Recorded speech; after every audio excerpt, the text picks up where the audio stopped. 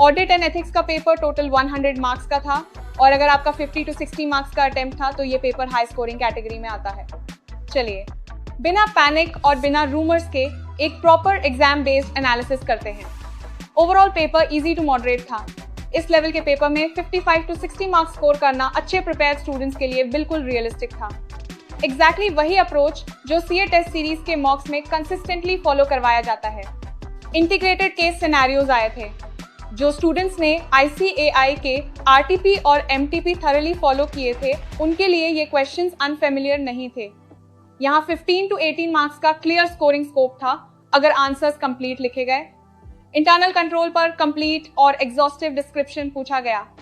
ये question 10 to 12 marks का sure short scoring area था। प्रॉपर हेडिंग्स और फ्लो के साथ फुल मार्क्स बिल्कुल अचीवेबल थे। ये exact pattern CA test series के क्वेश्चन बैंक में ऑलरेडी कवर्ड था। Methods of internal control, narrative, checklist, flow chart सब स्टैंडर्ड फॉर्मेट्स थे। इस सेक्शन में 8 to 10 मार्क्स इजीली कन्वर्ट हो सकते थे, specially RTP and MTP based preparation के साथ। ऑडिट प्रोग्राम का इवैल्यूएशन पूछा गया जो ऑडिट प्रोग्राम का इंटीग्रल पार्ट है। ये कॉन्सेप्ट क्लियर होता तो 6 to 8 मार्क्स कंफर्टेबल जोन में आ सकते थे। इस क्लैरिटी को सीए टेस्ट सीरीज के मेंटरिंग सेशंस में पहले ही एक्सप्लेन किया गया था। 10 मार्क्स के क्वेश्चंस प्रॉपर्ली अटेम्प्ट किए गए हो तो 8 to 10 मार्क्स बिल्कुल अचीवेबल थे। यहाँ प्रेजेंटेशन ने गेम चेंज की। MCQs इजी थे। 7 MCQs इक्वल्स टू 14 मार्क्स।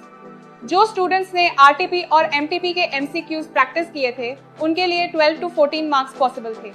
अगर आपका ओवरऑल अटेम्प्ट 45 प्लस से ऊपर है तो पैनिक करने की बिल्कुल जरूरत नहीं है।